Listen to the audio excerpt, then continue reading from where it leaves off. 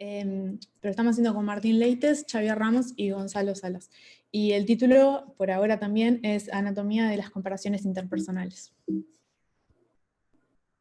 Ahí. Ya, la estructura de la presentación es bastante estándar.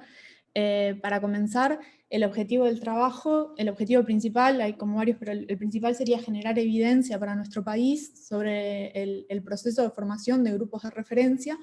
usando unas preguntas que hacen referencia a dos escenarios específicos distintos,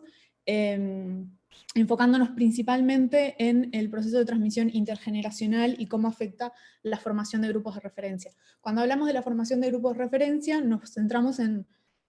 dos dimensiones. Por un lado, la intensidad, o sea, cuánto se comparan las personas, y por otro lado, la dirección, con quiénes se comparan. O sea, no es lo mismo tener como grupo de referencia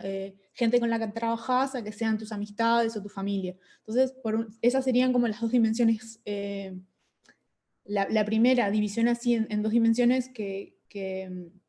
trabaja el trabajo, que siempre vamos a hablar por un lado de intensidad y por otro lado de dirección. Entonces, como preguntas orientadoras, utilizamos por qué los individuos se comparan con uno u otro grupo de referencia, por qué pueden haber estas heterogeneidades, y por otro lado, cuál es el rol de la familia y el contexto, tanto en la intensidad de las comparaciones como en la dirección. Entonces, como motivación, en la literatura está bastante documentado el vínculo entre la comparación relativa y decisiones observables de los individuos, como pueden ser referidas al consumo, al esfuerzo y la oferta laboral, pero también afecta a dimensiones subjetivas de las personas, el bienestar, las aspiraciones o la satisfacción con distintas cosas, como puede ser la satisfacción con el empleo. Asimismo, los grupos de referencia que tenemos afectan nuestras preferencias y nuestras creencias. Entonces, entender el proceso, tanto cuánto nos comparamos y con quién, es importante porque tiene un efecto sobre dimensiones subjetivas de las personas, pero también afecta el comportamiento de los individuos. Igualmente, estudiar el tema es difícil porque hay grandes dificultades en cuanto a la medición de estas dos dimensiones. Aparte, hay una discusión en la literatura de si este proceso de formación de grupos de referencias es algo endógeno, o sea, es parte de un proceso de optimización de los individuos y por ende podría ser considerado una elección racional, o es un proceso exógeno y tiene más que ver con la interacción social y la transmisión cultural, ya sea directa o indirecta, o sea, nuestros padres y madres y nosotros y nuestros hijos, o canales oblicuos con personas con las que nos relacionamos. Entonces, la fuente de datos que usamos es el estudio longitudinal de bienestar en Uruguay, que está compuesto por una muestra de niños que en el 2004 estaban en primer año de escuela pública, y a partir de ahí se hicieron 4 olas. Esa es la primera ola, y después hay información para el 2016, 2011 y 2012, y la última ola es 2006, y ahora la última ola es 2016. Esta cuarta ola tiene las dos preguntas con los escenarios hipotéticos que les comentaba al principio, que son las que vamos a usar para aproximarnos a las comparaciones en nuestro trabajo. Aparte de esta pregunta, hay un trabajo de referencia importante para este trabajo en la literatura, que es Clark y Senig 2010, que para acercarse al proceso de cuánto nos comparamos y con quiénes, utilizan dos preguntas que son bastante claras. Por un lado, con quién te comparás, y dan una lista de grupos de referencia de los cuales la persona elige uno, y por otro lado, una escala de 0 a 6, cuánto te comparás. Esa pregunta también la tenemos en la ola 3 y la ola 4, y la usamos como parte de la batería de chequeos de robustez que hacemos. Otra cosa que no dije que es importante es que todos estos años tenemos al adulto del hogar, y en la última ola tenemos al joven. Entonces, esta es la formulación de las preguntas que usamos. Primero es un escenario en el que se le ofrece un incremento salarial, entonces se le pregunta para distintos grupos de referencia, del 1 al 10, qué tanto tomaría el ingreso de esa persona como referencia, y por otro lado un escenario de crisis económica, o sea, donde la persona va a ver reducido su ingreso, qué tanto su conformidad se vería afectada, también del 1 al 10, si su ingreso fuese más bajo que el de, y se listan grupos de referencia, y son los mismos grupos en las dos preguntas. Estas es más o menos las categorías de las preguntas, que los grupos de referencia sobre los que se preguntan son amigos, personas con misma experiencia y calificación, que nosotros lo tomamos como personas con un mismo perfil, vecinos, o sea, vos anteriormente, tu trayectoria en el pasado, que esto solo lo vamos a a tomar para el caso de las madres. Para los jóvenes ni se pregunta, porque al momento de la cuarta ola tienen 18, 19 años, y hay muy pocos insertos laboralmente, y los que están es una inserción muy reciente, como para tener una trayectoria laboral de 5 años anteriores. Familia y sindicato, y también se les pregunta la categoría de no se compara, o sea, en esa misma escala se les pregunta no se compara. Entonces, para los dos escenarios que nosotros llamamos de crecimiento económico y de crisis, se les pregunta para cada una de estas categorías la intensidad. Entonces capturamos al mismo tiempo, o sea, cuánto las personas se comparan, y a partir de ahí también con quiénes las personas se comparan. Entonces, para los datos, la categoría no se compara, que les mencionaba recién que tenemos, no la usamos porque tenemos varios problemas con los datos. Primero, un tema de que tiene un porcentaje de no respuesta bastante alto en comparación con el resto de las categorías, y después también que, como se pregunta en la misma escala, también del 1 al 10, hay algunos problemas de que no tiene mucha coherencia con las respuestas previas. Capaz que es una persona que te dijo 10 a un grupo, también te dice 10 a esto, o sea, no tiene como mucho sentido. Entonces, no estamos trabajando con esta categoría. Después utilizamos solo las madres, que son la mayoría de las adultas de la encuesta, y para ver el tema de la intensidad construimos dos medidas. Primero es la máxima intensidad reportada tanto por la madre como por el joven, que para esto, para cada uno de los escenarios, ya sea el de crisis o el de crecimiento económico, tomamos el máximo valor entre todos los grupos, y después la cantidad de grupos con los que se comparan, para tratar de captar esto, que también en la literatura no hay evidencia empírica de multiplicidad de grupos. Como decía, el trabajo más de referencia lo que hace es una pregunta en la que se le pide entre los grupos que le pone que diga solo uno. Entonces acá, para la cantidad de grupos, lo que hacemos es tomar que la persona se compara con un grupo si reporta una intensidad igual o mayor a 8, que en una escala de 1 al 10 nos parecía bastante ambicioso ya. Y para dirección, lo que hacemos es estandarizar la respuesta de la pregunta del grupo, restándole el promedio a esa misma dimensión. Por ejemplo, si en amigo dijo 4 y el promedio es 10 en crisis, hacemos esta diferencia para el escenario de crisis, y luego hacemos lo mismo para el escenario de crecimiento. Son dos medidas distintas para cada escenario. Esto es un poco descriptivo de la distribución de las respuestas, o sea, el porcentaje tanto de jóvenes como madres para cada uno de estos dos escenarios que se comparan con los distintos grupos. Y para tomar que se comparan usamos el criterio que les decía antes, que hayan contestado 8 más. Entonces acá vemos diferencias entre madres y jóvenes en la frecuencia por grupo, pero también en los distintos escenarios. Por ejemplo, el mismo perfil, que tiene un poco arriba del 30%, tanto de los jóvenes como de las madres, en el escenario de crecimiento, para el escenario de crisis está cerca del 20%. Y lo contrario pasa en familia, que aumenta considerablemente del escenario de crecimiento al escenario de crisis. Entonces, para pasar un poco a los resultados, las estimaciones que hacemos ahí más o menos están presentadas. Los controles que tenemos varían un poco entre madre y los jóvenes por las características de ambos. O sea, en el joven agregamos sexo, que con la madre claramente no tiene sentido, pero en la madre también tenemos tramo de edad o estado civil, y también tenemos el ordenamiento en las estimaciones de la madre, que no tenemos en las estimaciones del joven, el ordenamiento del ingreso del hogar en relación al resto de los ingresos de la escuela al que asistía el joven en primero de escuela, que esa es la información que tenemos de la ola 1. Después también tenemos la batería de Big Five, que lo usamos tanto madre como para jóvenes, y distintas DAMI sobre características personales o del hogar. Y para la madre, que ahora lo vemos en intensidad, que es importante, que después lo usamos en la parte de chequeos de robustez, también tenemos información del abuelo y la abuela del joven, o sea, la madre y padre de la madre, sobre su ocupación y nivel educativo. Entonces, primero, la estructura de los resultados va a ser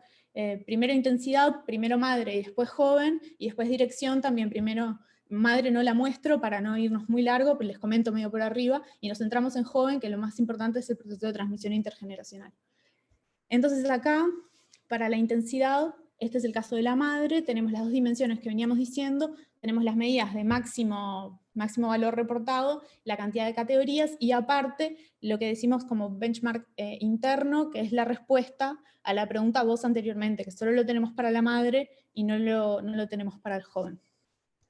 Entonces, acá, como se observa, la ocupación del padre parece ser relevante para explicar la intensidad de las comparaciones, o sea, del padre y de la madre, el abuelo. El ingreso, dependiendo del escenario en el que estamos, también es importante. Acá tenemos el ingreso en la ola 3, que es el año 2011 y 2012, y también la diferencia absoluta entre el ingreso entre la ola 3 y la ola 4,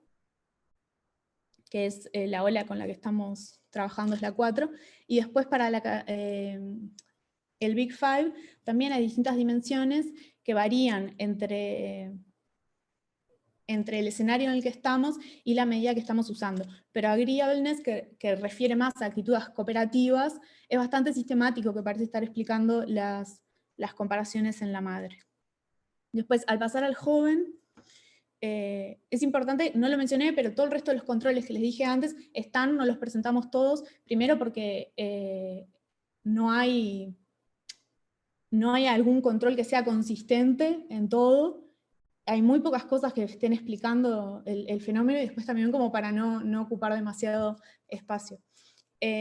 Acá en el joven, lo primero que llama la atención es que el Big Five, que explicaba bastante en la madre, en bastantes dimensiones, no parece estar operando de la misma manera en el joven.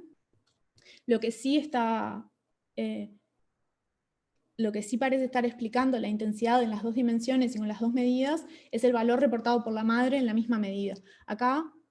lo pusimos todo en la misma fila para que fuera más fácil la lectura, pero son dos variables distintas. O sea, cuando hablamos de máximo valor en el escenario de crisis, es el máximo valor de la madre en crisis, y en la misma fila está la oferta, pero son dos variables distintas. Eso lo aclaro para la lectura de la tabla. Bueno, entonces eso, parecería haber persistencia intergeneracional en el sentido de que la respuesta de la madre, tanto para la medida que usamos, para la cantidad de categorías, como el máximo valor, parece estar afectando a la intensidad del joven. Después, para la parte de dirección, es los mismos controles que usamos para la sección de intensidad. Lo único que cambia es que la dependiente acá es para cada, o sea, esto lo hacemos para cada uno de los grupos, y la variable dependiente acá es siempre restándole el promedio dentro de esa dimensión, ya sea oferta o sea crisis. En el caso de la madre, como les decía, no lo presento para hacer un poquito más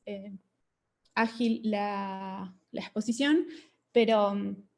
parecerían estar afectando el ingreso, y dentro de Big Five, extraversión y agreeableness, que como les decía, refiere más como actitudes cooperativas. Esto afecta en general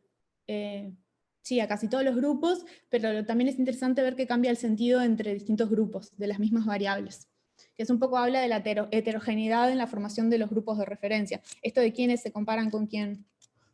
Y ahora acá estamos en el caso del joven, que es lo mismo que les decía la vez pasada, cuando vemos la fila de la respuesta de la madre que dice dirección, para cada caso esa variable refiere a la misma variable, pero de la madre, amigos, amigos, vecinos, vecinos, y así todo así. Solo lo ponemos así, eso, para que sea más simple para la presentación. De nuevo, no hay muchas características del joven ni de las del hogar que no se presentan, que estén explicando la comparación con los distintos grupos de referencia, y la dirección reportada por la madre parece ser lo que más explica la dirección del joven. Lo mismo con los rasgos de personalidad, sigue apareciendo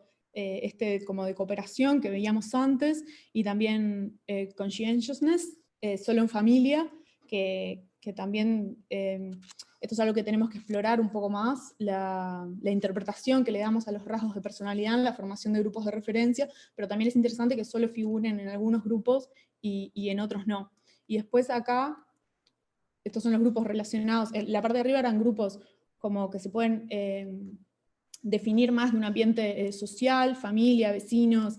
tus amistades, y acá grupos más relacionados al ambiente laboral, personas con tu mismo perfil o tu sindicato. Y en este caso, también, de nuevo, son los mismos dos rasgos de personalidad los que parecen estar explicando la dirección en el caso de mismo perfil. Perdón, Camila, ya como andar Sí, redondeándote. sí, es la última de resultados. Pero lo interesante es que comparado con los grupos sociales el signo es contrario, o sea, en el pasado cooperación era positivo y acá es negativo, y lo mismo pasa con conscientiousness. Y de nuevo, la madre sigue habiendo persistencia en que es significativo para cada uno de los grupos de referencia que vemos. Hicimos distintas pruebas cambiando las medidas que usamos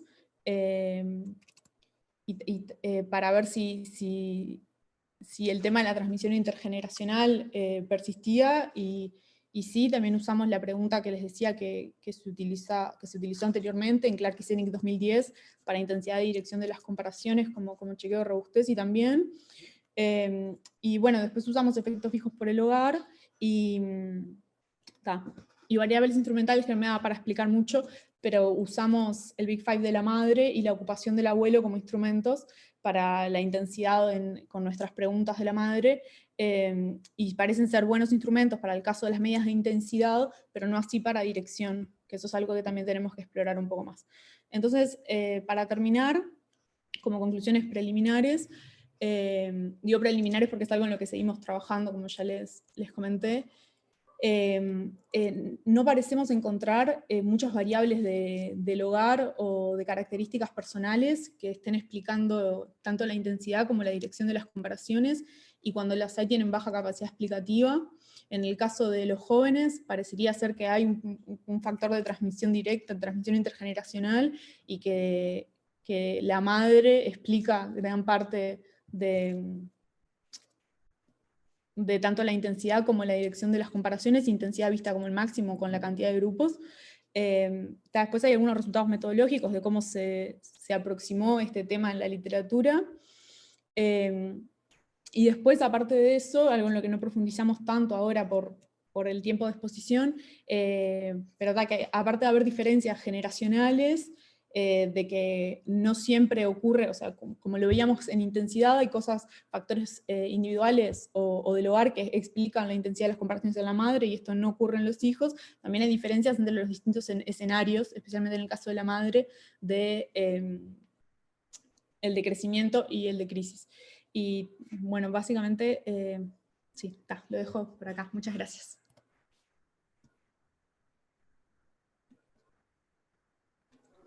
Gracias, Camila. Y bueno, pasamos a los comentarios de Mariana. Bueno, buenas tardes. Bueno, me pareció que está re interesante el trabajo, o sea, es como que aborda muchas de las dimensiones, o sea, de las dimensiones de las comparaciones interpersonales. Está muy bueno. Y hay algunas dudas que me quedaron, así como para que son cosas que capaz ustedes ya pensaron. Que era que, en primer lugar, una de las cosas que ustedes decían es que la medida de intensidad, cuando toman la que es comparable con el trabajo que ustedes toman como referencia, les da como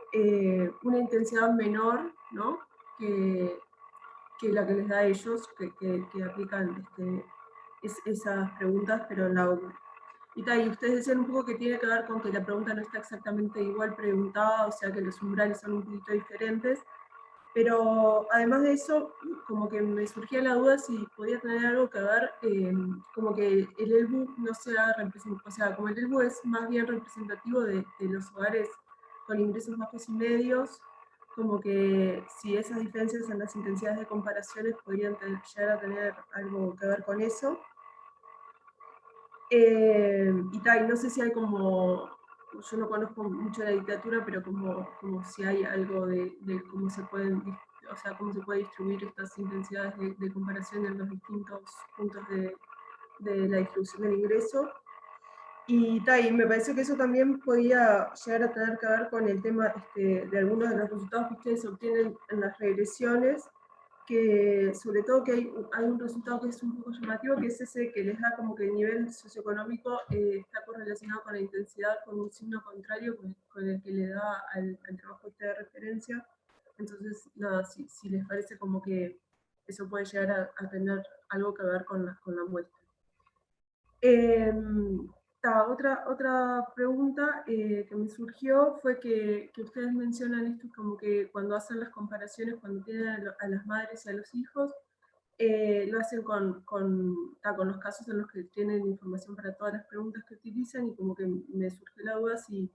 si eso como podría estar sesgando de alguna forma un poco los resultados, o si lo consideraron o si vieron algo de eso. Después, otra cosa que me llamó la atención, que capaz que ustedes también lo vieron, es que el tema de las minorías étnicas, que en las estimaciones, cuando hacen el enfoque como por intensidad, muestran como una menor intensidad y que también tienen como un comportamiento diferencial cuando lo hacen por grupos con los que se comparan, y como que si tienen alguna hipótesis sobre por qué podría estar pasando eso. Y por último, como que si piensan que la no significatividad de varias de las variables capaz que puede llegar a tener que ver también con un tema de potencia de la muestra, porque está como que en esas olas, las últimas de la ELU capaz que ya se quedaron con poquitos casos. Y eso nada más, pero me pareció que estaba re interesante el trabajo. Así que está. Bueno, muchas gracias, Mariana. En todo caso, al final de las 4 presentaciones, dejamos para intercambio entre ustedes o para una que van a surgir. Ahora seguiría Rodrigo con su presentación. Genial, ya comparto.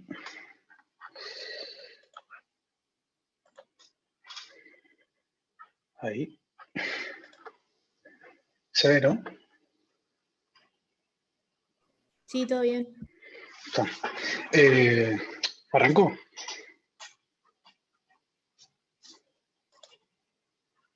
Alina. Adelante, Rodrigo. Sí, sí. Vale, gracias. Bueno, buenas tardes a todos y a todas. La presentación que voy a realizar hoy está basada en mi tesis de grado, que se titula Transferencias monetarias condicionadas y sus efectos en el estigma percibido por sus receptores, evidencia para el programa AFAN-PE, que fue tutorada por Andrea Viorito. Esta es la estructura de la presentación, en la cual no me voy a detener por cuestiones de tiempo, y voy a ir directo a la motivación y el objetivo. Son varios los aspectos que motivan la realización de esta investigación. Yo me voy a concentrar en particular en uno que creo que es el más relevante, y es que el estigma, en particular en contextos de políticas de bienestar y en contextos de privación, ha sido una temática poco abordada por la literatura económica, que desde el trabajo seminal de Moffitt en 1983 se ha enfocado más que nada en la problemática de la adhesión a las políticas del take-up, como se conoce en la literatura, en donde el estigma es considerado como uno de los posibles determinantes que pueden estar explicando por qué los individuos que resultan elegibles a estos programas no terminan postulando los mismos. Sin embargo, como que de existir este estigma, no debería afectar solamente la decisión de postular el programa, sino que también podría tener consecuencias negativas y persistentes sobre quienes efectivamente participan del programa, y que a su vez estas consecuencias pueden tener un efecto de perpetuación de su situación de pobreza a lo largo del tiempo. Por esta razón es que, bueno, es como de interés conocer qué es bien lo que ocurre luego que los individuos postulan y reciben los beneficios de la transferencia, e investigar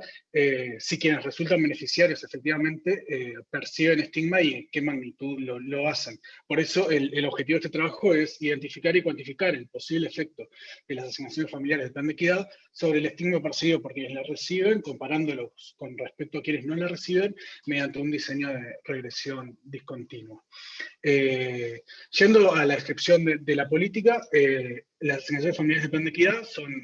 una transferencia monetaria condicionada que se creó en el año 2008 y que está dirigida a niños, adolescentes y mujeres embarazadas en condiciones de vulnerabilidad, y el monto equivale a valores de enero de 2020 a 1.757 pesos por el primer beneficiario, que va aumentando teniendo en cuenta las economías de escala dentro del hogar. Estas asignaciones están como comprendidas dentro de un sistema de transferencias uruguayo que tiene una amplia trayectoria que data desde el año 1943, año en donde, o periodo de tiempo en donde como que este sistema está compuesto íntegramente por transferencias contributivas y que tras sucesivas reformas, como por ejemplo en el 95, en el 99, en el 2004, también el PANES, ha transicionado hacia un esquema dual donde coexisten transferencias contributivas y transferencias no contributivas como las AFAM-PE. A su vez, las AFAM-PE son transferencias monetarias focalizadas a través de una comprobación de ingreso y a su vez a través de una aproximación de medios mediante el índice de carencias críticas, que, bueno, que va a ser el elemento crucial en el trabajo, y también son transferencias condicionadas que requieren que los niños beneficiarios asistan al sistema educativo formal y se realicen chequeos médicos regularmente. Es una transferencia que tiene una amplia cobertura y, por ejemplo, en el año 2017, el 44% de los menores de 18 años en el país estaba cubierto por este programa. En cuanto al marco teórico, como ya mencioné, los modelos económicos que estudian estigma estaban enfocados más que nada en la participación de estos programas y por eso no resultan adecuados para explicar el estigma asociado a la recepción de beneficios, y resulta de alguna forma necesario acudir a otras ciencias sociales como la psicología social o la sociología para recabar los conceptos más importantes para el trabajo. En estas ciencias sociales hay distintos autores que debaten y dialogan el concepto de estigma, que no tiene como una acepción única, sino que puede tomar distintas definiciones. Entre ellos están Goffman, que es sumamente citado en toda la literatura que tiene que ver con estigma, Link, Phelan y otros, y en particular el trabajo va a tomar la definición de Rainwater, que define estigma como los posibles costos psicosociales que puede traer consigo la etiqueta provocada por la recepción de este tipo de transferencias gubernamentales y que implica una doble simbolización que es desacreditante, que por un lado no solo señaliza que el individuo está en una situación de pobreza y que viola esta norma social que tienen las sociedades contemporáneas de que uno tiene que ser autosuficiente financieramente, sino que también lo separa o lo distingue del resto de quienes son pobres y a su vez lo señala como un beneficiario de transferencias sociales, como alguien que requiere la ayuda estatal para sobrevivir en la vida. Entre los distintos costos psicosociales que se encuentran en la literatura, Speaker y Walker distinguen la humillación y la vergüenza como manifestaciones emocionales resultantes del estigma y que son sentimientos autoconscientes, duraderos y dolorosos, y por eso en el trabajo, dado que también el estigma es como algo como no se puede observar, se va a asociar con un mayor sentimiento de vergüenza reportado por los receptores a un mayor estigma percibido por ellos. En cuanto a los antecedentes, a nivel internacional, hay muchos antecedentes que demuestran que el estigma afecta negativamente a estas tasas de adhesión. En particular, a nivel nacional está el trabajo reciente de Mariana, que lo va a presentar en esta mesa, así que no voy a ahondar en eso, que esperamos a su presentación. Y en particular, la literatura que ha investigado como, este efecto estigmatizante una vez que los individuos comienzan a recibir las transferencias, es bastante escasa, y la poca que hay como que está concentrada en este programa Minimum Living Security System, DIVAO, que es el principal programa de transferencias de China, y en el cual las investigaciones no tienen resultados concluyentes, si bien distintas investigaciones encuentran o indican la presencia de estigma en zonas urbanas, no lo hacen para zonas rurales. Acá detallo posibles canales de transmisión, que enumero algunos de los que están en el trabajo, pero que no me voy a enfocar dada la extensión, y tampoco porque tampoco es lo central de este trabajo analizar e identificar los posibles mecanismos que están en juego a la hora de evaluar el estigma, así que voy directo a la estrategia de identificación. Los datos utilizados en este trabajo se enmarcan dentro del convenio MIDES y ECOM y provienen de dos fuentes de información que están unificadas entre sí. Por un lado, responden a los registros administrativos del MIDES, en donde se encuentran características sociodemográficas de línea de base, y en particular el valor exacto del ICC para cada uno de los hogares postulantes y no postulantes. Y a su vez, en segundo lugar, la segunda ola de la encuesta de seguimiento de AFAM, la SAFAM, que consiste en una muestra representativa de los hogares postulantes en el entorno del punto de corte del ICC en el cual se asigna la política, y está sobre representada en torno a este umbral a propósito de efectos de la evaluación del programa. En particular, yo me voy a enfocar en un módulo que es de preguntas de opinión y expectativas, y que contiene distintas preguntas provenientes de este paper de Zabaleta 2007, que apuntalan como a recabar aspectos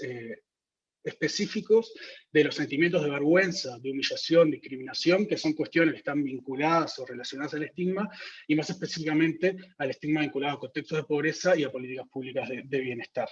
A su vez van a ver que estos conjuntos de preguntas se asocian a vergüenza asociada a la pobreza, a propensión a la vergüenza, y también van a haber otros indicadores relacionados a estigma. En total, se cuenta con 995 hogares, en donde únicamente el informante responde las preguntas del módulo. Bueno, acá muestro los indicadores a utilizar en el primer conjunto de variables. Están los indicadores de vergüenza asociada a la pobreza, que bueno, que responden a la pregunta: ¿está de acuerdo con las siguientes afirmaciones? Me sentiría avergonzado de ser pobre, me sentiría avergonzado de que alguien en mi familia lo fuera. En el segundo conjunto se encuentran los indicadores de propensión a la vergüenza, discriminación y humillación, que responden a la pregunta de cuán frecuente es el siguiente sentimiento para usted. Y bueno, hay distintos sentimientos como avergonzado, humillado, que la gente se ríe de usted, reprimido o asustado por hacer opinar, etc. Y bueno, estos indicadores, dado que como tienen como una gran cantidad de respuestas de no respuesta, digamos que tienen una cantidad de ceros, lo que hago es como dicotomizarlos como las preguntas que están arriba, y bueno, cambiar esta frecuencia que va de 0 a 3, pasarlas a 0 a 1 para las regresiones. A su vez, dado que estos dos conjuntos buscan recabar aspectos que son similares y que corresponden como una dimensión común, como puede ser la vergüenza asociada a la pobreza y la propensión a la vergüenza, lo que hago es agregar estas variables, de modo, bueno, de considerar globalmente cada uno de estos indicadores, y bueno, creo índices agregados en base al promedio simple de estos indicadores, y también utilizando análisis de componentes principales y análisis factorial para crear índices sintéticos de estas variables, que son los que se muestran acá. Y por último, están otros indicadores relacionados a estigma, que bueno, que tienen que ver con preguntas en cuanto a la incomodidad de aparecer en público, si juega un papel importante en la comunidad, o el nivel de empoderamiento en torno a la familia, amigos, barrio y trabajo. Bueno, yendo a la estrategia de identificación, como ya mencioné, se basa en un diseño de regresión discontinua, y requiere para su aplicación válida de una running variable, que en este caso va a ser el índice de elegibilidad, el índice de carencias críticas, y un punto de corte sobre ella que determine qué hogares son elegibles y qué hogares no lo son. Que, bueno, esos serán los grupos de control, de tratamiento y control respectivamente. Esto nos brinda como una variación exógena en un entorno lo suficientemente pequeño alrededor del punto de corte, que en este caso es 0, para evaluar hogares que, bueno, que están por encima del punto de corte y por debajo, y que van a ser, si se cumplen las condiciones, sumamente similares entre sí. En el gráfico vemos que este diseño es un diseño de red nítido, dado que la participación queda determinada por este índice de elegibilidad. Además, se tienen que cumplir otros requisitos. Uno es el de continuidad local de las covariables, de modo que efectivamente los hogares sean similares de un lado y del otro del umbral. Esta tabla lo que muestra es que existe cierta continuidad en las variables consideradas, a excepción de la variable de sexo, que bueno, que es algo que no sigue los trabajos anteriores, en particular porque en este trabajo se toman solamente quienes informan en la encuesta, que son quienes reciben la transferencia, y es una intención explícita del programa que las mujeres sean quienes reciben la transferencia, y por tanto, digamos, más que nada quienes responden este módulo son mujeres, y ahí se observa la discontinuidad en esta variable. Esto podría afectar los resultados, pero para como dar la pauta de que no lo hacen, luego voy a estimar las regresiones de nuevo, pero tomando únicamente las mujeres, tanto en el grupo de tratamiento como en el control. Y a su vez, la tercera condición que se debería cumplir es que el índice no presente una discontinuidad en la densidad en torno al punto de corte, y bueno, el gráfico muestra el test propuesto por Cataneo para evaluar como de alguna forma la manipulación del test, y vemos que la densidad es continua, que el índice no está manipulado. Bueno, en cuanto a la estimación, se va a seguir al ICAR y se va a estimar esta ecuación por emisión, donde ya van a ser las distintas variables de resultado que voy a considerar. beta sub 0 va a ser la constante, beta sub 1 va a ser el parámetro de interés de la política, que está asociado al indicador de elegibilidad del programa, tal que vale 1 si el ICC es mayor a 0 y 0 si el ICC es menor. Luego una especificación,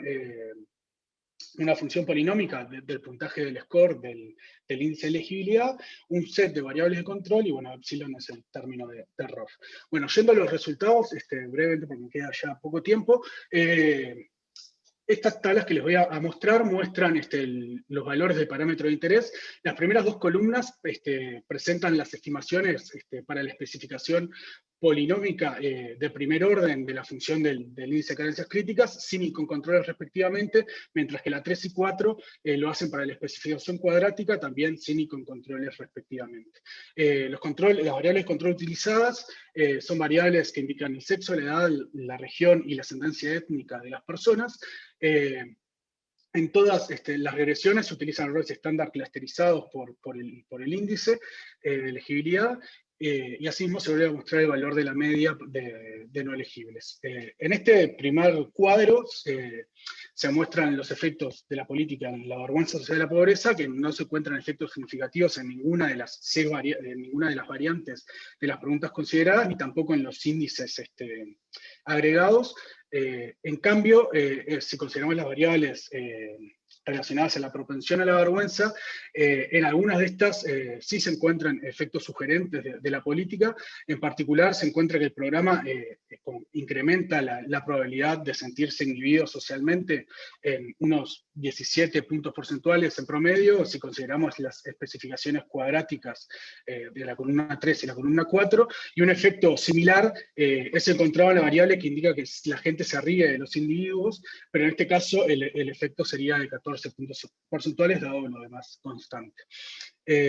Sin embargo, en el resto de las variables no se hallan efectos significativos y tampoco se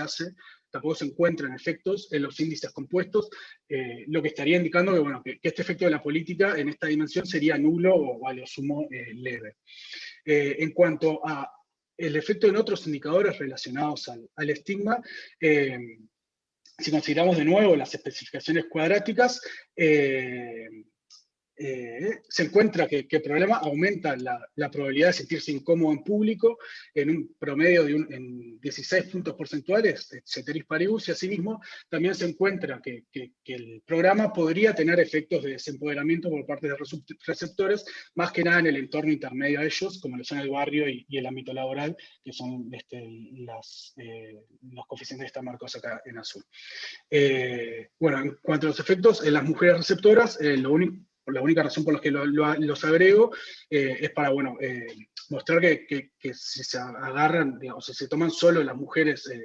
tanto en controles como en tratados, los efectos se mantienen, incluso se profundizan, pero no voy a entrarme en esto por cuestiones de tiempo. Y bueno, por último, en el trabajo, yo acabo algunos ejercicios de robustez, de los cuales solo muestro uno, que por cuestiones de tiempo no voy a ahondar en ellos, pero lo único que quería mostrar es que, bueno, que el efecto de las variables que sí se encuentran efectos parece ser bastante robustos a distintas especificaciones de las estimaciones. Y bueno, ya a modo de conclusión, el trabajo pretende contribuir a la literatura en los siguientes aspectos. Es uno de los primeros intentos en contrastar de forma causal el efecto estigmatizante de un programa de transferencias monetarias, en particular en América Latina.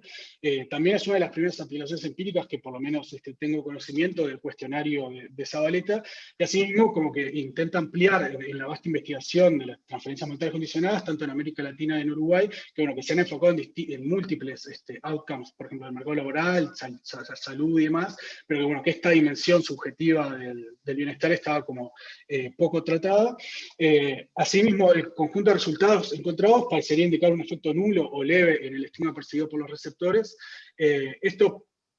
podría deberse, bueno, a la posible amplia trayectoria, cobertura y características del programa, pero resulta de interés preguntarse, bueno, ¿qué sucede por fuera del entorno al punto de corte, dado que el efecto estimado en este trabajo es, por la regresión discontinua, es local en torno al punto de corte? Es decir, si queremos como extrapolar el resultado a otros individuos de la muestra, digamos, no se podría hacer, pero bueno, en ese sentido, cabría esperarse, bueno, que dado que este trabajo toma a los mejores o a los individuos que están en mejor situación, que son de los que reciben AFAM, podría esperarse que, bueno, que los individuos que están en peores situaciones reporten una mayor discriminación, una mayor estigma percibido. En particular, resulta relevante estudiar los hogares que reciben, por ejemplo, la tarjeta Uruguay Social, que se podría aplicar el mismo diseño, un diseño de regresión discontinua difusa, para, bueno, evaluar el efecto del programa en estas preguntas. También cabría la posibilidad de que estas preguntas presenten un subreporte, es decir, que no capten adecuadamente la vergüenza y el estigma, y bueno, que la gente no, que las personas no respondan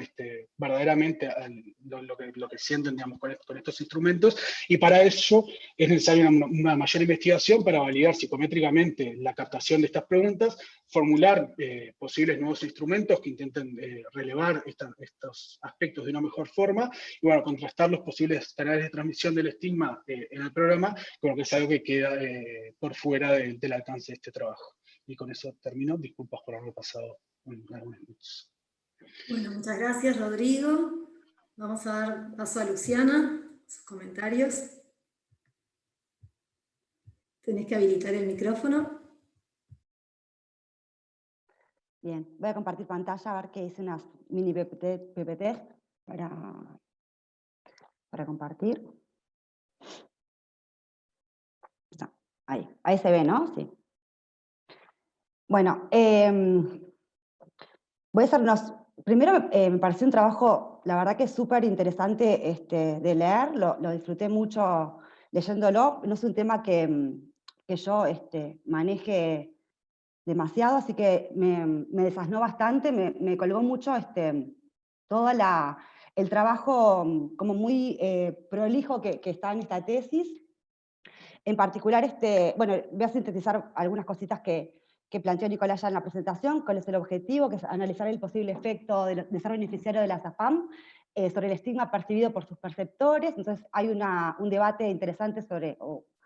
más que un debate, un raconto interesante del concepto estigma, y que Nicolás ya explicitó bastante, y se identifican 3 tipos de estigma, que puede ser el personal, el social y el institucional, y después se centra en la vergüenza como un elemento central del estigma en base a la revisión de literatura que hace en la tesis.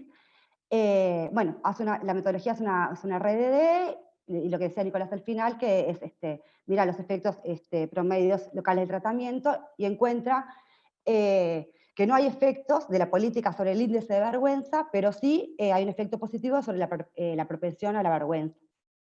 Y además que el programa aumenta la probabilidad de sentirse incómodo con aparecer en público, y esto podría afectar el empoderamiento de las personas. Entonces, como ya les adelantaba, eso, me pareció un estudio como súper novedoso, lo levantaba Nicolás al final en las contribuciones del estudio, que aporta la literatura, en particular el ir más allá del estigma al aplicar un programa, sino una vez que uno es beneficiario del programa, cómo esto podría afectar en los comportamientos sucesivos.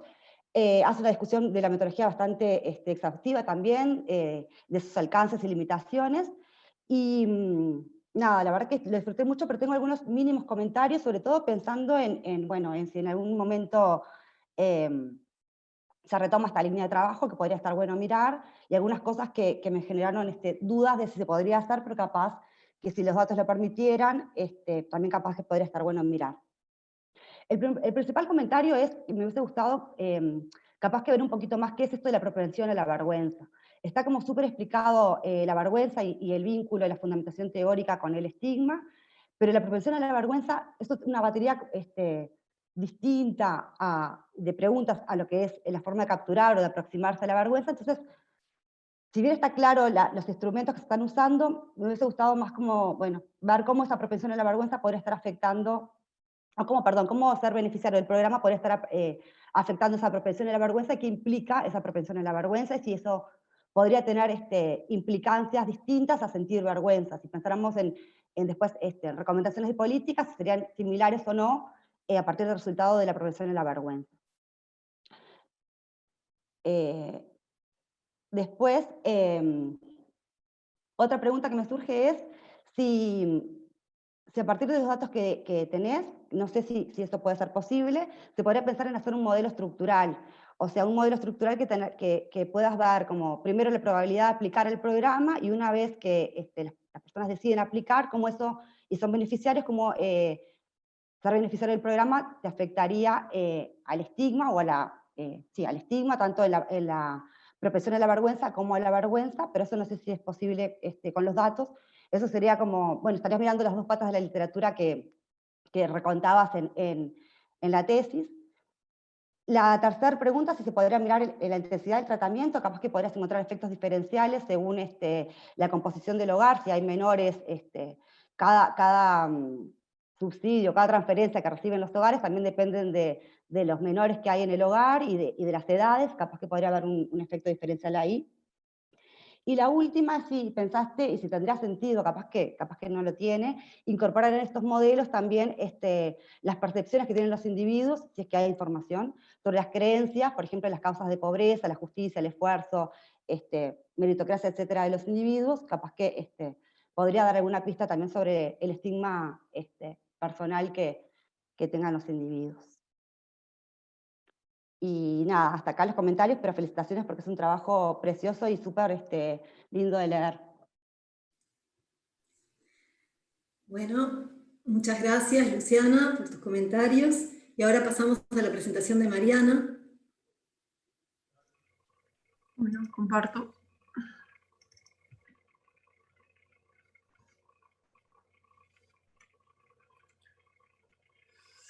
Bueno, bien. Ahí se ve, ¿no? Sí.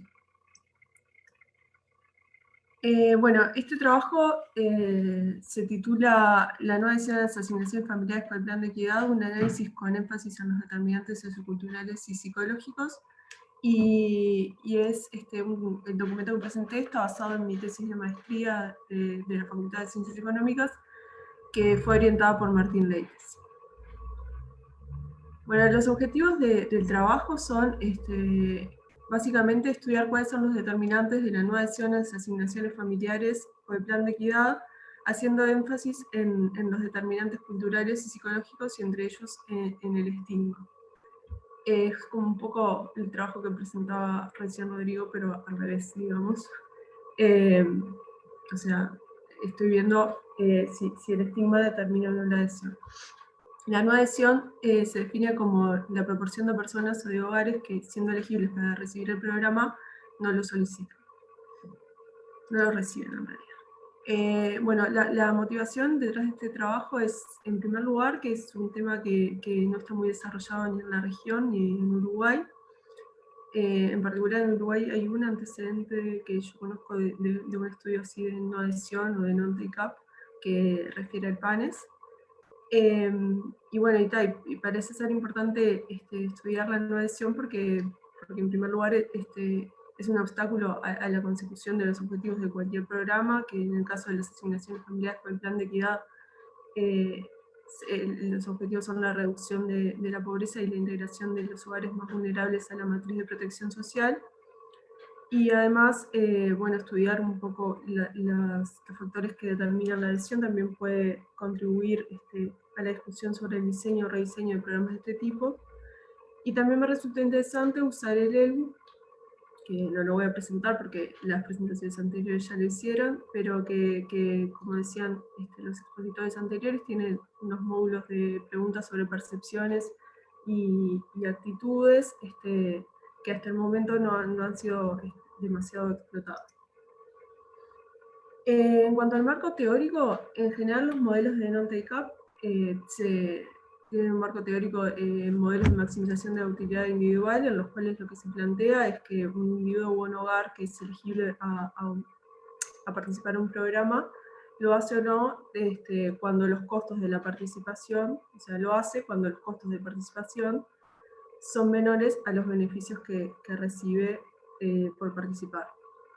Dentro de los determinantes de adhesión hay como grandes grupos que se pueden armar. Yo hago referencia a los determinantes pecuniarios, que tienen que ver tanto con el monto del beneficio que las personas esperan recibir, que se correlaciona positivamente con la adhesión. como con el tiempo por el cual las personas esperan recibir el beneficio, que también se correlaciona positivamente con la adhesión. Luego podemos considerar que existen costos de información y de transacción que tienen que ver con el proceso de aplicación del programa, con la comprensión de las reglas de elegibilidad, etc. Y estarían correlacionados con una menor adhesión. Y por último, se encuentra este grupo de determinantes que yo acá llamo socioculturales y psicológicos,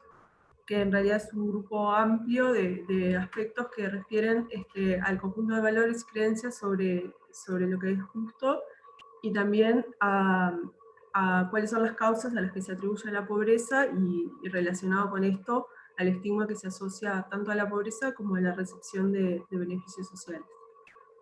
El estigma acá yo tomo esta definición, que es la que se encuentra un poco en la literatura, que lo que plantea es que se puede definir como la sanción que surge de la violación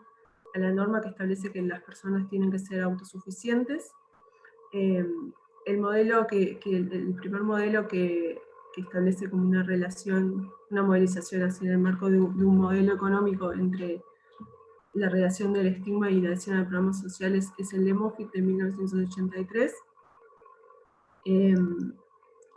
bueno, como antecedentes hay varios trabajos sobre non-take-up, especialmente en los países desarrollados, donde las tasas de adhesión a los programas son variables. Acá en revisiones de la literatura se encuentra que van entre el 40 y el 80%.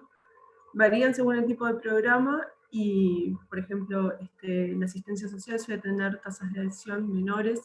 a los subsidios por desempleo, y también los resultados que se obtienen en cuanto a la adhesión varían según los datos que se utilicen. En general los trabajos que utilizan registros administrativos encuentran tasas de no adhesión menores a los que usan encuestas que no fueron diseñadas para este fin. En Uruguay, como les decía, el antecedente principal a mi trabajo es un trabajo de Burrin y de Melo de 2009, que estudian la probabilidad de postular al PANES en los años 2006 y 2007, y obtienen tasas de no adhesión que van entre el 17 y el 22%, dependiendo de cuál sea el criterio de elegibilidad que utilicen para computarlo. Luego hay algunos trabajos que, si bien no tienen como objetivo específico estudiar el non-take-up, hacen estimaciones de no adhesión. Uno de ellos es el de Dini y Vigorito, que cito ahí, de 2015, que se estima que aproximadamente el 18% de los hogares elegibles para las asignaciones familiares no las reciben. Y otro de los antecedentes que yo cito es el trabajo con la Franceschi, Leites y Salas, que realizan un análisis descriptivo de las preguntas del módulo del ELU que yo utilizo, y encuentra que hay ciertas correlaciones entre las sanciones sociales, la percepción de existencia de sanciones sociales a los pobres y la posición de las personas en la distribución del ingreso. Bueno, las asignaciones familiares voy a aprovechar que ya las escribieron, y no lo voy a hacer porque cualquier cosa me preguntan. En cuanto a la metodología, como les decía, es un modelo de maximización de la utilidad, en el que lo que se considera es que las personas postulan cuando la utilidad de recibir, la utilidad de su ingreso sin transferencia, más la utilidad de la transferencia, que depende tanto de su ingreso como de algunas características que determinan la adhesión, menos los costos de postular, superan la utilidad de no recibir el beneficio. Linealizando esta ecuación y asumiendo la normalidad de los errores, esto lo planteo como un probit de la probabilidad de adherir. En cuanto a las fuentes de datos, utilizo la SH en primer lugar para realizar un análisis descriptivo un poco más amplio en el tiempo, y también para contrastar un poco los resultados que obtengo en el ELU. Entonces uso la SH de 2011 a 2018 para la parte descriptiva, y uso un pool de la SH 2011 y 2012 para la parte de estimación de modelos econométricos. Y sobre el ELU uso, que tampoco lo voy a describir, porque también ya lo describieron, me resultó muy beneficiosa mi posición en esta presentación. Uso el ELU, uso la OLA 3, que es la primera que hay luego de la implementación de las asignaciones familiares, que corresponde a los años 2011 y 2012. Bueno, acá brevemente muestro un análisis descriptivo de dentro del universo de hogares elegibles, cuáles son las tasas de recepción de las asignaciones familiares. Las personas pueden recibir, cuando están insertas en el mercado laboral formal, pueden recibir tanto asignaciones familiares contributivas como no contributivas si es que cumplen con los beneficios. En general los montos de la no contributiva son mayores, o sea que por eso vemos que la proporción de elegibles para las no contributivas que reciben contributivas es bastante chica. Y lo que vemos es que el porcentaje de personas elegibles que no reciben estas transferencias parece crecer en el tiempo, tanto porque caen las personas elegibles que no reciben asignación en el marco del plan de equidad, como las que no reciben asignación en el plan, en el marco de las asignaciones contributivas. Bueno, yo estimo dos grupos de modelos Probit, como les decía. En primer lugar, estimo unos modelos base, que los estimo tanto en la SH, en una muestra completa del pool de 2011-2012, en una submuestra que ahora les cuento cómo es, y en el ELBU. Y acá lo que incluyo son las variables que usualmente se incluyen en la literatura para explicar la adhesión, que tienen que ver con las categorías de determinantes que les contaba hace un ratito. Luego estimo una serie de modelos ampliados, que estos son los modelos que yo puedo estimar solamente en el ELBU, porque son los que contienen los indicadores que armo a partir de los módulos de preguntas sobre percepciones y opiniones. Acá la idea es aproximarme más directamente a esos aspectos psicológicos y socioculturales que les mencionaba, que en la SH y en el modelo base en general los puedo ver mediante proxies, pero acá hay preguntas muy específicas respecto a ellos y bueno, la idea es un poco ver si juegan o no. Acá, bueno, acá pongo un poco las variables que yo utilicé, que son las que se basan en este módulo del ELBU y que también tienen que ver con las dimensiones de vergüenza y humillación. Son dos dimensiones que en un trabajo de Zabaleta y que en varios trabajos en realidad de la Iniciativa contra la Pobreza y de la Universidad de Oxford se identifican como relevantes en cuanto a explicar el estigma, y que además las preguntas que ellos arman para capturar estas dimensiones se incluyen en la ola que yo utilizo del ELBU. Entonces armo algunas variables con estas preguntas. Luego se incluye una dimensión de locus de control, otra que busca capturar las oportunidades de movilidad social, y una que es específica a la evaluación que hacen los individuos sobre las asignaciones familiares. Bueno, el análisis descriptivo no creo que me da mucho el tiempo, pero básicamente acá lo que presento es en las variables que refieren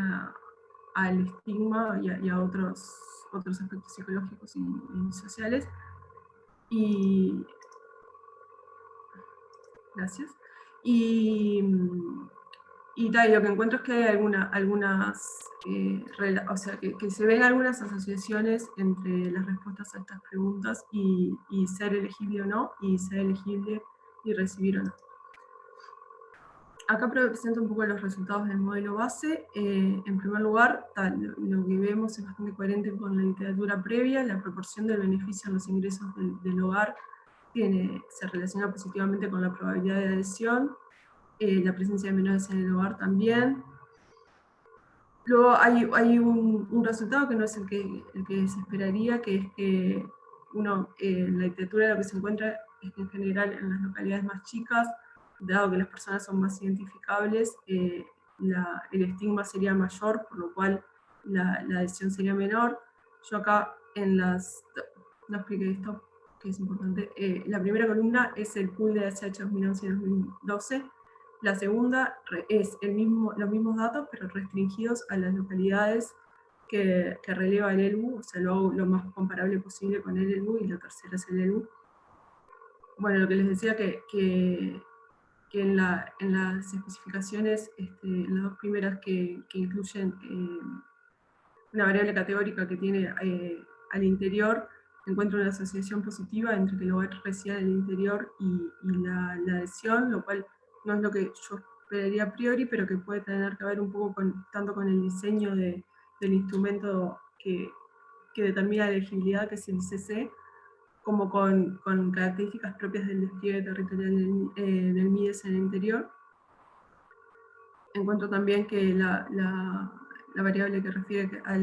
que el jefe sea afrodescendiente se correlaciona positivamente con la adhesión. Y acá creo que no se va a ver mucho,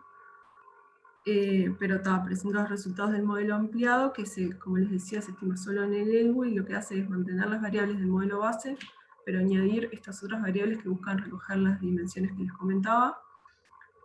Y lo que encuentro es que las variables que me resultaban significativas en el modelo base mantienen su significación, y que las variables que estoy añadiendo, que tienen que ver con estas nuevas dimensiones, en general no resultan significativas, con una sola excepción, dada por las percepciones de movilidad, que es una variable que yo construyo según la respuesta de las personas a la pregunta si creen que en Uruguay, naciendo pobre, se puede llegar a ser rico. Y bueno, y el signo de esta variable que resulta significativa es positivo,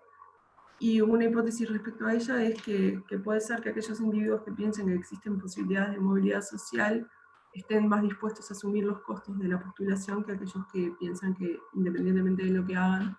no existe esta posibilidad. Acá comento un poco, esto me lo voy a saltear porque no me da tiempo, pero se hacen algunas especificaciones alternativas, varío un poco cómo construyo las variables, también pruebo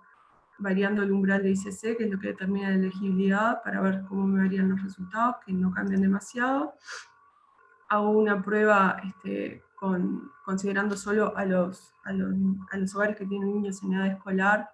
dado que los menores del hogar asistan a la escuela es un requisito para la elegibilidad.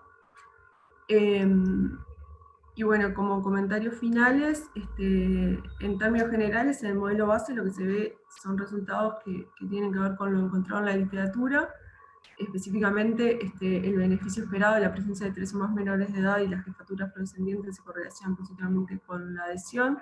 y la diferencia que encuentro es eso que les comentaba sobre que el hogar reside en el interior. Y en los modelos ampliados no encuentro que las variables que estoy incorporando, las nuevas, digamos, resulten significativas, con excepción de esta variable de percepción de oportunidades de movilidad. Ante estos resultados, cabe preguntarse por qué no son significativas estas variables, y bueno, acá ensayo algunas hipótesis. Una hipótesis es que realmente no tengan lugar en la decisión de adhesión estas variables,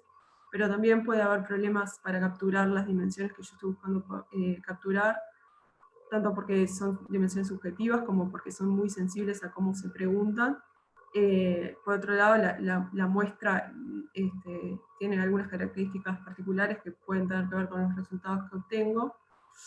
Y por otro lado, a pesar de las pruebas de robustez, existe la posibilidad de que no se estén mitigando en todos los problemas de endogeneidad. Y ahí también.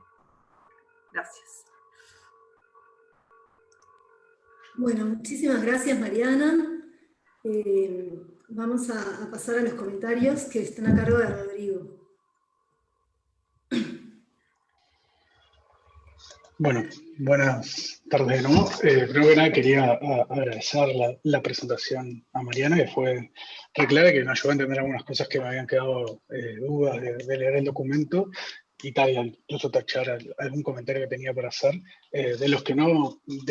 pude tachar, tengo varios que creo que no son tan relevantes, y si te parece, Mariana, te los puedo mandar por mail después, y tal, podemos conversarlo por ahí. En líneas generales creo que es un re buen trabajo, que incluso está re bien redactado y que es re sencillo de leer, se lee es bastante rápido y bien. Creo, en términos generales, que el trabajo se beneficiaría de la identificación de cuáles son los hogares que no postularon efectivamente al programa, que cosa que vos mencionás en el trabajo, que por la fecha de acceso a los datos no fue posible incorporarlos, porque estaba la defensa y demás. Y te quería preguntar si, bueno, si podrías como haberlo, si lo hubieras podido mirar y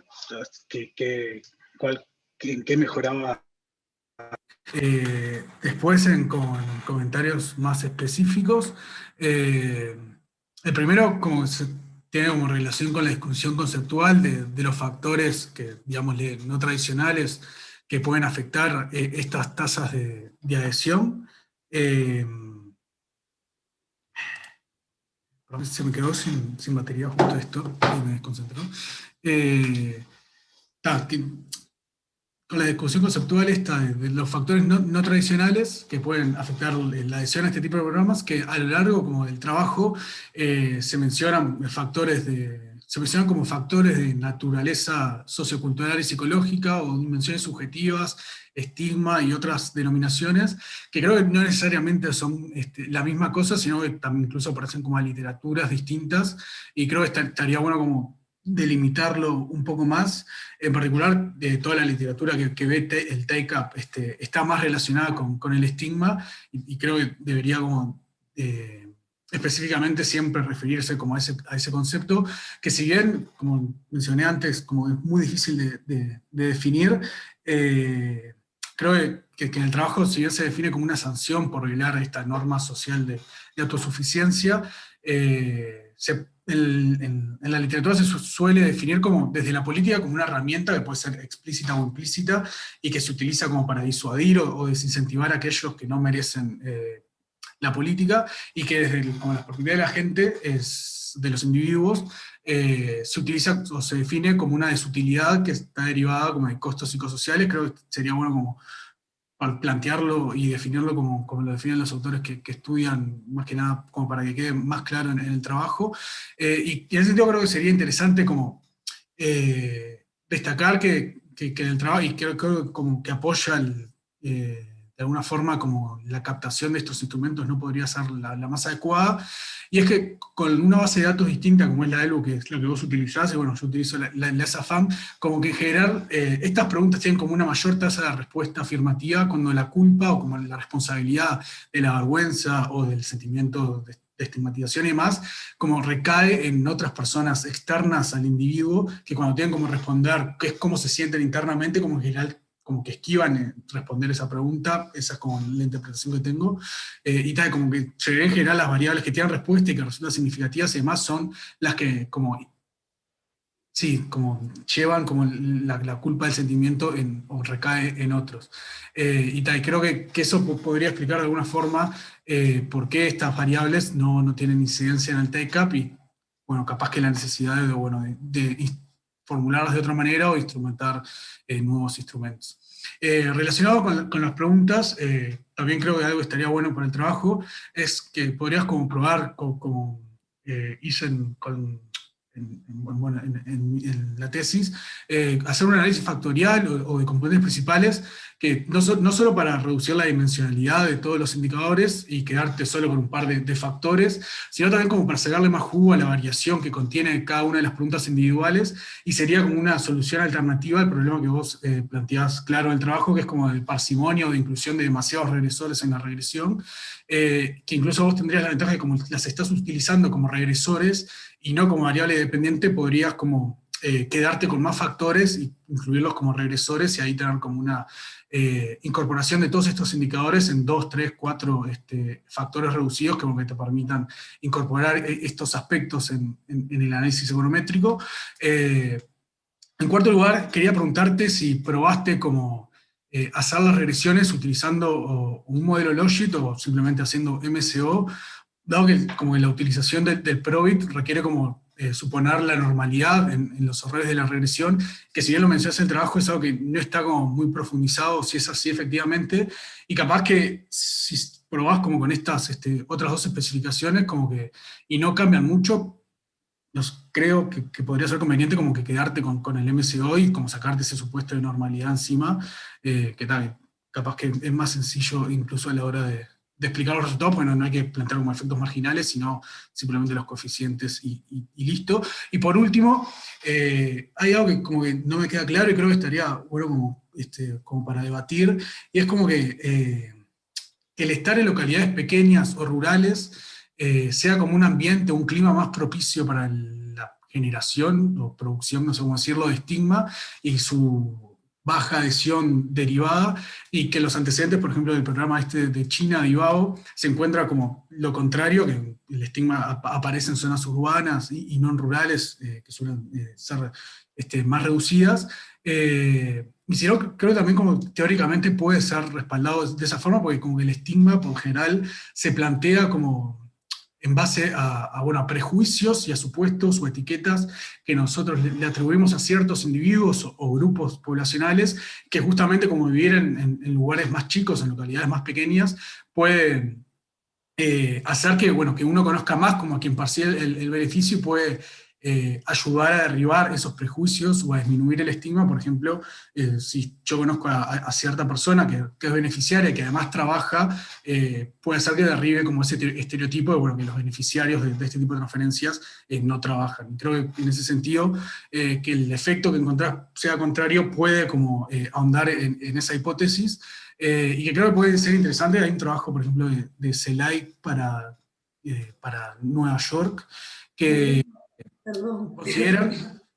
Tiene que sí, pasar. ya cierro, perdón, que sería como menos estigmatizante para postular una política que como que tu entorno también lo haga, en particular como el entorno barrial y demás, y que todos los hogares como que estuvieran agrupados en zonas reducidas, como por ejemplo pueden ser estas localidades, podría dar como alguna evidencia favorable en ese sentido. Y bueno, tal vez como utilizando como una georreferenciación de estos hogares, podría verse como si están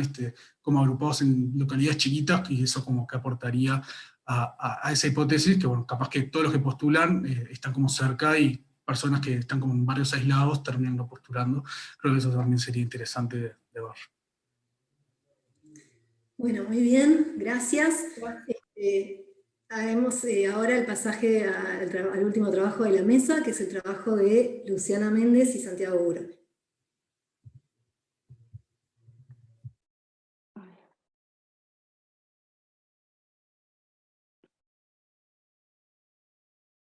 ¿Ahí se ve? Sí.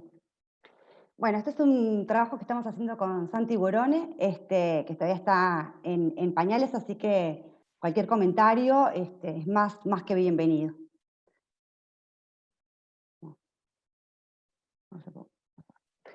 La motivación que está por detrás de este trabajo básicamente surge a partir de una comprobación que hay en la literatura, que las mujeres, si bien están sometidas a peores condiciones objetivas laborales, ¿sí? Tienen menor participación, cobran menor salario, sufren mayores discriminaciones en el mercado de trabajo, etc. Sin embargo, reportan mayor satisfacción con el empleo. Eso es lo que Clark llamaba la paradoja de género. Y en base a esto, diversos estudios han reconocido, bueno, la importancia de mirar no solo las condiciones objetivas del empleo, sino también mirar la visión más subjetiva del empleo, que puede tener efectos en determinados comportamientos, como ser no sé, la baja productividad, renuncias, etc. Entonces, en este marco es que nosotros tratamos de avanzar un poquito más en mirar qué pasa en Uruguay con esta paradoja de género, y en particular a partir de algunas posibles explicaciones que brinda la literatura de esta paradoja, que puede ser la selección de las mujeres, o sea, aquellas mujeres menos satisfechas con el empleo salen antes del mercado laboral, por lo tanto quedan las más satisfechas, y por eso se podría observar esa brecha positiva o esa mayor satisfacción de las mujeres versus sus pares varones. U otra alternativa, otra explicación alternativa es que estamos mirando grupos, o que la literatura mira grupos con expectativas diferentes. Entonces, una recomendación que hace Clark es, bueno, analicemos qué pasa en esos grupos que son un poco más homogéneos en su interior, por ejemplo, jóvenes, con cierto nivel educativo, etc.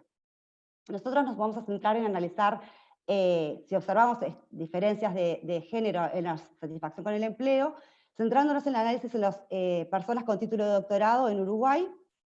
en particular por la relevancia que se le ha dado a este grupo altamente calificado, tanto para la innovación como para el desarrollo de los países, ¿sí? Y aprovechamos que tampoco hay mucha evidencia para Uruguay para centrarnos en este grupo poblacional. Entonces, el objetivo del trabajo es contribuir a la literatura abordando un caso menos o relativamente menos abordado, como son los países en desarrollo, y analizar qué pasa con la brecha de género en la satisfacción con el empleo para aquellas personas con título de doctorado residentes en Uruguay y en particular que trabajan en la universidad. Para eso vamos a mirar si existe esa diferencia de satisfacción reportada tanto con el empleo en general y con distintas dimensiones del empleo, como ser salarios, beneficios, seguridad, ubicación del empleo, condiciones laborales, autonomía, oportunidades de ascenso o promoción, desafío intelectual, responsabilidad, gestión, ambiente laboral, contribución a la sociedad, estatus e infraestructura. Y pensamos, de alguna forma, hacer 3 contribuciones a la literatura. Una es abordar un caso de estudio de un país en vías de desarrollo, como es Uruguay, la literatura en general que aborda a los tenedores de título de doctorado y sus condiciones de empleo, en general están centrados en los países desarrollados, como les voy a contar un poquito después. Entonces, bueno, ver una visión desde otro país o desde un país en vías de desarrollo en donde la acumulación de capital podría ser un motor importante para el desarrollo, podría ser de relevancia para la literatura. Además, vamos a aproximarnos metodológicamente a partir de analizar causalidad, estudios previos, lo que marcan es una asociación entre género y satisfacción con el empleo. Nosotros vamos a utilizar variables instrumentales y modelos condicionales mixtos, para abordar primero la selección de las personas en el sector de actividad y condicional al sector de actividad que eligen, ver qué pasa con aquellos trabajadores con título de doctorado en la universidad. Que esto se puede ver básicamente a la elección de sectores de actividad por distintas preferencias que pueden tener los individuos, tanto de factores intrínsecos o extrínsecos del empleo, como ser desde conciliación empleo-trabajo, o flexibilidad en el empleo, o salario, estatus, etc. Entonces, esos factores junto con preferencias por ejemplo, no sé, la enseñanza, la investigación, podrían hacer que los individuos se autoseleccionen en distintos sectores, y eso podría a su vez explicar después la satisfacción reportada. Y por último, a diferencia de otros trabajos, consideramos no solo la satisfacción general con el empleo, sino que abrimos el abanico y miramos con cada una de las satisfacciones del empleo para el cual tenemos información, qué está pasando con esa brecha de género al interior de los docentes en la Universidad de la República. Entonces, nada, voy a ser como muy breve con la literatura, básicamente contarles que está muy relacionada con la literatura de bienestar subjetivo, que considera factores psicológicos de las personas que pueden estar influyendo en sus percepciones y que pueden estar mediando las condiciones objetivas, en este caso del empleo de las personas, y que eso puede tener, y que estas percepciones, estos factores psicológicos podrían estar también afectando luego a distintos comportamientos que las personas podrían tener en cuanto a productividad, mantenerse en el mercado laboral, renunciar, etc. Específicamente con la literatura que analiza la brecha de satisfacción del empleo en los trabajadores de las universidades con título de doctorado, la evidencia es bastante escasa y además es mixta. Hay trabajos para Estados Unidos que consideran las satisfacciones del empleo como una medida unidimensional, o sea, se basa en una pregunta de cuán satisfecho estás con tu empleo, en una escala del 1 al 5, del 1 al 7 o del 1 al 4, pero se pregunta en general. Y en general lo que se encuentra en estos trabajos es, por ejemplo, que las mujeres reportan mayor satisfacción con el empleo que los varones en determinadas áreas de conocimiento, por ejemplo, mientras que en otras no existen diferencias. Hay otros trabajos que encuentran, por ejemplo, para el caso de España, que no hay diferencias de género en la satisfacción con el empleo, que se puede explicar por las condiciones similares de los profesores en las universidades en España, tanto para varones como para mujeres. Para el Reino Unido también se encuentra una brecha de género que favorece a las mujeres, y se explica básicamente por su poca representación en determinadas áreas de conocimiento. En este caso, el trabajo de Yoga Benmi se considera un indicador multidimensional del empleo, de satisfacción con el empleo, donde se toman distintas dimensiones y se hace un indicador que sintetiza o que promedia las distintas valoraciones en las distintas dimensiones del empleo. Y el último conjunto de estudios, que son para universidades escocesas, que son de Ward y Sloan, encuentran, por un lado, que existen brechas entre varones y mujeres con respecto a la satisfacción general con el empleo, pero además, cuando abre esa satisfacción con el empleo en distintas dimensiones o dominios del empleo, como ser oportunidades de ascenso, salario, relaciones con colegas y jefes, seguridad, responsabilidad en el empleo, encuentran que una vez controlado por características objetivas del empleo, la única brecha que se mantiene, que favorece a los varones, o sea, los varones reportan mayor satisfacción con las oportunidades de ascenso que sus pares universitarias mujeres, y a su vez cuando en otro estudio lo que hacen es abrir o analizar esa población de profesores universitarios por tramos etarios, en jóvenes menores de 36 años y mayores de 36 años, dado que pueden estar sometidos a distintas condiciones laborales o requisitos formales, las distintas generaciones, se encuentran que las generaciones más jóvenes reportan mayores satisfacción con el empleo las mujeres que los varones, mientras que lo contrario se observa en las cohortes de profesores más de 36 años y más. Todos los estudios anteriores que les contaba lo que hacen es mirar una asociación entre género y satisfacción con el empleo o algunas dimensiones de satisfacción con el empleo. Nosotros nos vamos a entrar en la Universidad de la República. Ustedes saben que la Universidad de la República es la institución líder en los procesos de generación de conocimientos, investigación e innovación en el país. Ha atravesado determinados procesos apostando a la formación de posgrados y también a la formación en distintas lugares en el territorio del país, rompiendo esa centralización histórica que tenía. Y además, si miramos dentro de la universidad, tenemos algunas características de la universidad que hacen que, bueno, que sea interesante mirar este caso. Por un lado, los docentes de la universidad que tienen alta carga horaria pueden aplicar el régimen de dedicación total, esto casi todos lo conocen. Además pueden integrar el Sistema Nacional de Investigadores. Lo relevante de estos dos procesos es que son procesos no competitivos, el candidato se presenta y un comité de evaluación los evalúa, y cuando hay fondos, bueno, se entra al régimen de dedicación total o al SNI, que en teoría no debería tener, no tiene limitaciones de fondos. Sí hay evidencia que encuentra que es un trabajo de Baxten y Gantelman, que encuentra que el proceso de entrada al SNI y de categorización de los investigadores en el SNI se observa un cierto proceso de techo de cristal, o sea que a las mujeres les cuesta más categorizarse en los niveles más altos del SNI que a los pares varones. Hay algo en el chat que no sé si es para mí o... Era yo que te avisaba que te quedan 5. Gracias. Bueno, después, asociado al proceso de ingreso y de ascenso, son procesos competitivos en este caso sí, donde, bueno, como ya saben, la gente se evalúa el currículum vitae del postulante y después hay una parte de pruebas orales que tienen, que se evalúan aptitudes, bueno, de investigación o de docencia, y que eso tiene cierto margen quizás más subjetivo de evaluación. La estructura jerárquica va de grados 1 a 5, y si miramos los datos que da el censo docente de 2015 de la UDELAR, se encuentra que las mujeres están más representadas en los grados más bajos de la escala docente, los varones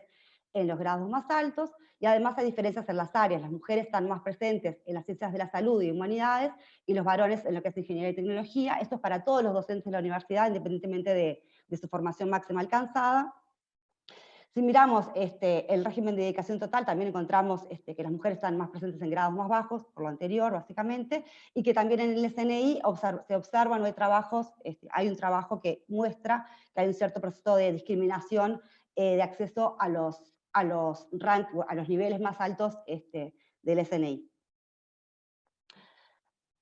Nosotros vamos a utilizar el censo de doctores, es un censo que se hizo en el 2017 con el grupo de población, con financiamiento de CSIC, y donde se autosuministraron un formulario a partir de información que venía de los CBUIs y del censo de la UDELAR y la metodología bola de nieve. En total tenemos 2.415 individuos con título de doctorado, tanto en Uruguay como en el extranjero, con una tasa de respuesta bastante alta en comparación con otros estudios. Para este trabajo que estamos llevando adelante con Santi, vamos a restringir la base de datos a aquellas personas con título de doctorado que viven en Uruguay y que están ocupadas al momento de la encuesta. Entonces, para contarles bien cortito, nada, el 70% de los doctores en Uruguay está empleado por la Universidad de la República, con una baja proporción de doctores en los centros, en el sector privado y en otros centros. Entonces, a la hora de analizar la selección de los individuos en sectores, nada, encontramos ciertas características observables que diferencian a aquellos que están en la UDELAR versus no UDELAR. Por ejemplo, inicio del doctorado, edad de inicio del doctorado, y algunas características del empleo previo a iniciar el doctorado. Al centrarnos solo en docentes de la universidad, encontramos que estadísticas descriptivas muestran brechas de género que favorecen a los varones en la satisfacción con el empleo en general y con algunas dimensiones como salarios, seguridad, condiciones laborales, autonomía, promoción de oportunidades, bueno, todas las que están marcadas ahí en rojito. Entonces, la estrategia empírica que seguimos es un modelo condicional mixto, en donde la primera etapa el individuo decide el sector de actividad, y condicional el sector de actividad, que va a ser UDELAR versus no UDELAR, vamos a mirar las distintas brechas en la satisfacción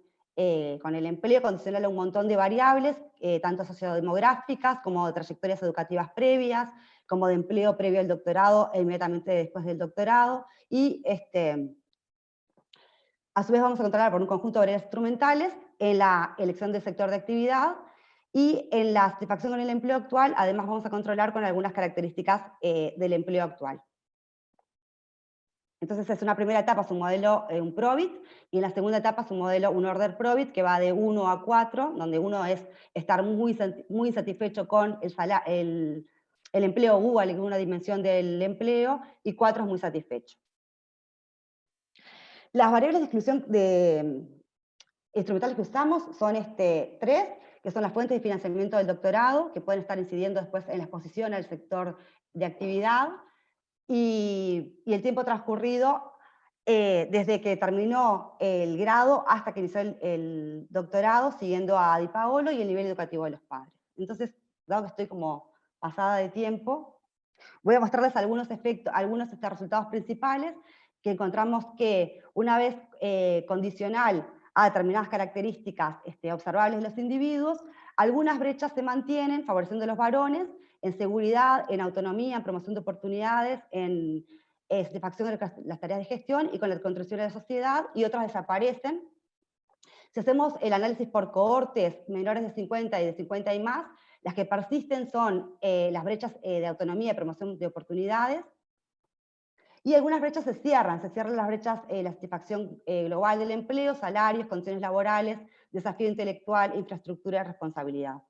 Ups. ¿Ahí cerré?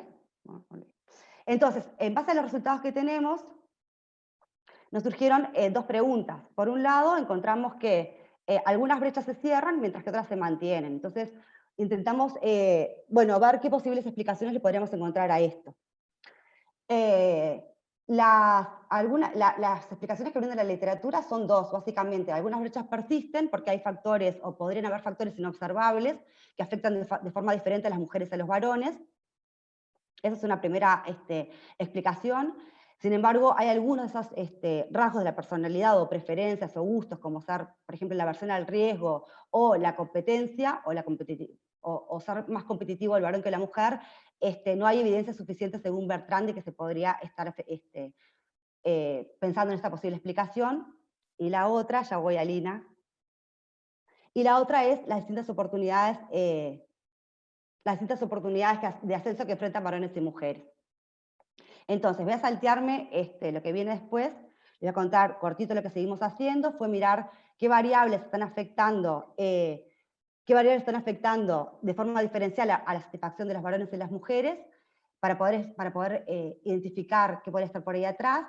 Miramos también si los varones y las mujeres valoran de forma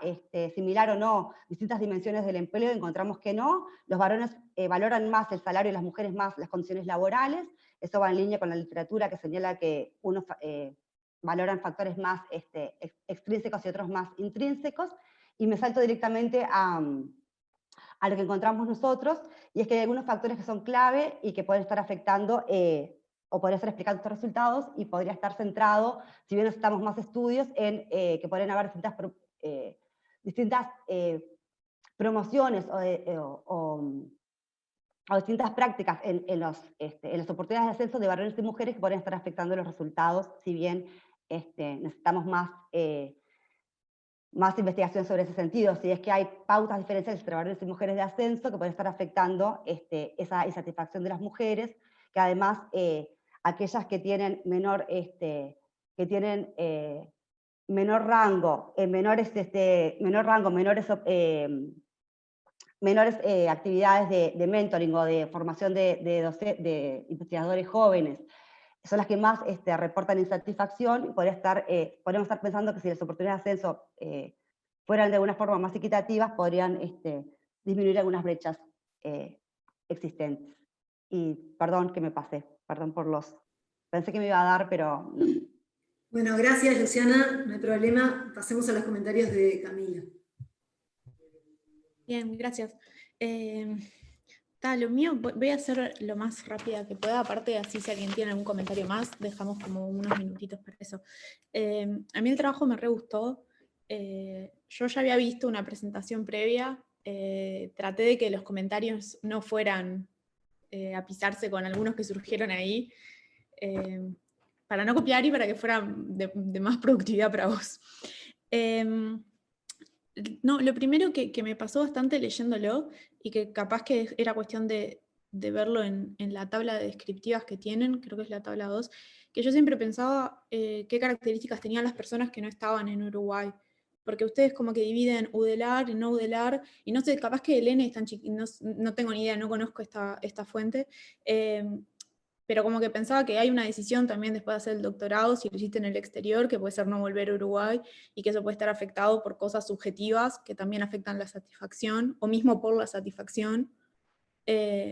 Entonces, como que me generaba más bien intriga de cuáles eran las características de esas personas, que me imagino que también, no sé, se van, por lo que tengo entendido, no sé, como te digo, no es lo que conozco, más varones, y capaz que también son más varones los que optan por eso, entonces como para tratar de entender un poquito fuera de lo que pasa acá en lo del AR. Después, alguna cosa que no entendí, que después te la mando, porque me parece que no es como tanto para discutir.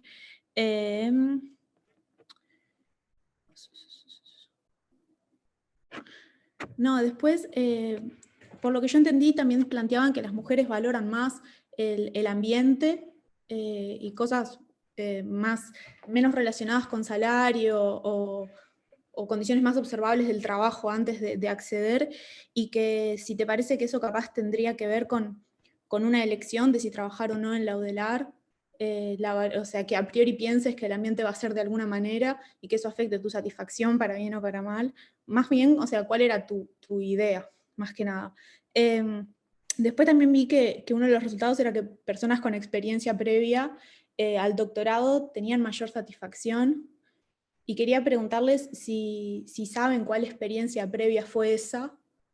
porque capaz que podía ser que no fuera el hecho de tener una experiencia de investigación, sino dónde la tuviste. Capaz que, no sé si la tuviste en la UDELAR, que tengas un mayor conocimiento de cómo es la institución, y ya ajustes tus expectativas, entonces que tu satisfacción después no se vea afectada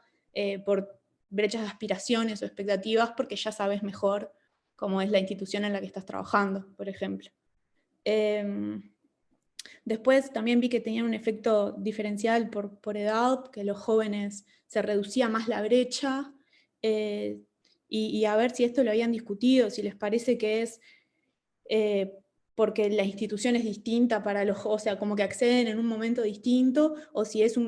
algo que también tiene que ver con que están iniciando más capaz la carrera docente en relación a la gente más grande, y se esperaría que después se profundicen las brechas, si parte de la explicación son cosas como posibilidades de ascenso, o algunas de las otras que mencionan ahí, y no hay como una visión positiva en ese sentido, y se profundicen con los años y no sea algo como que institucional que se mantenga. Y después una cosa que es algo que no entendí muy bien, que me pareció entender, y esto es que de verdad no me quedó claro, que cuando están en áreas masculinizadas,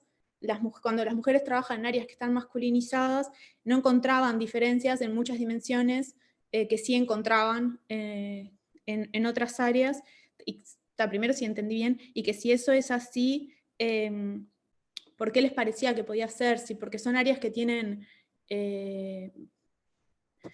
mejores condiciones en general y por eso no hay esa diferencia en la satisfacción, o por si les parece que capaz hay una cosa subjetiva que esté operando ahí. Y eso es todo. Bueno, muchísimas gracias, Camila. Estaría buenísimo poder que ahora ustedes pudieran responder, pero bueno, tenemos limitaciones de tiempo. Vamos a aprovechar hasta, aunque sea un par de minutos, por si alguien de los que está acá tiene alguna pregunta para hacerle a los integrantes de la mesa. Y después vamos a cerrar, así podemos entrar en la página, en la mesa de educación, que viene en 10 minutos. Menos de 10 minutos.